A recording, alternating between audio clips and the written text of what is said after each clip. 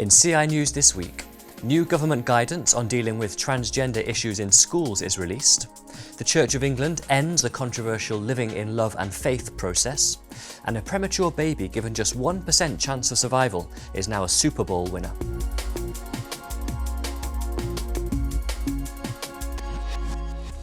Hello, welcome to CI News on the 13th of February. I'm Rhys Curnow. New guidance for schools in England on dealing with transgender issues will not completely put a stop to social transitioning, even at primary level, despite acknowledging it has significant effects on children.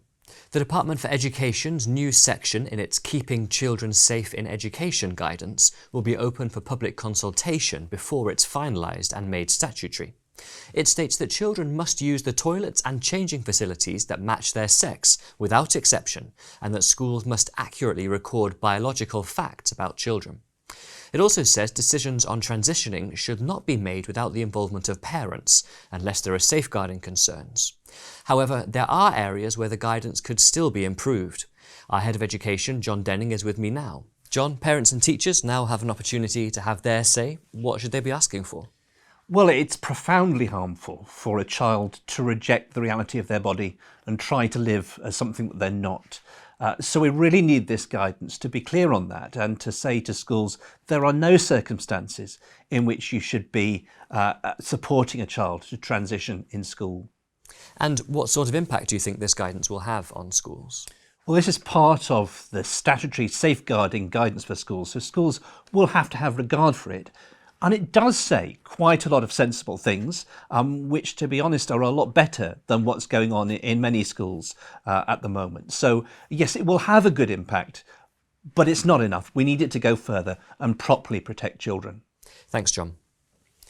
The Church of England's General Synod has voted to officially bring the controversial living in love and faith process to an end.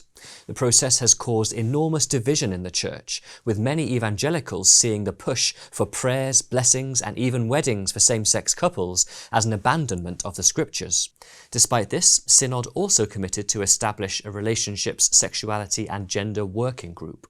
This isn't where I want us to be, nor where I hoped we would be 3 years ago. And I want to acknowledge that wherever you stand on the LLF debate, I know that many of you are feeling angry and disappointed. There is a lot of pain, and that pain cuts across so-called party lines or theological convictions held. I recognise that LLF has been hard. It has left us wounded as individuals and also as a church. And therefore I am grateful that you are still here. And I want to honour the fact that despite the wounds that many of you carry and have expressed not just this afternoon but in other debates, that you are still here with us. The marriage rate for young people has plummeted by almost 100% over the last 50 years.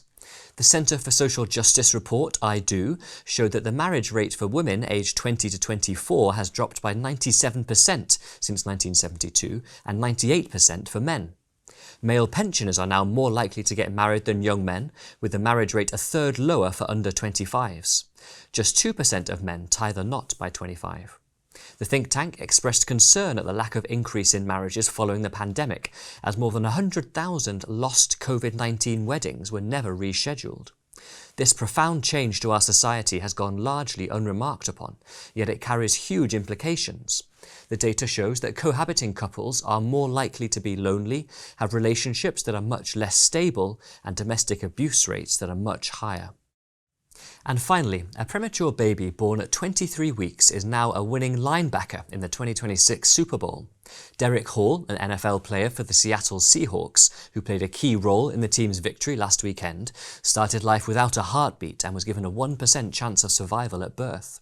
Weighing under 3 pounds, he was put on life support at Memorial Hospital in Gulfport, and his mum was told it was very unlikely he would ever walk or talk.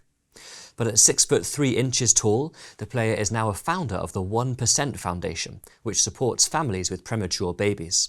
Everyone knows my story, and you know what it took for me to get here, what it took me just to be alive and have a chance. And man, all glory to God. I'm very blessed. Kudos to moms, man. That was a special moment.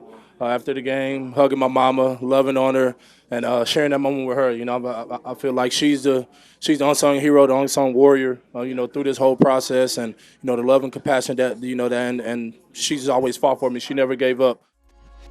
To explore these stories and much more, visit our website, christian.org.uk, and be sure to subscribe and follow us across our social media channels.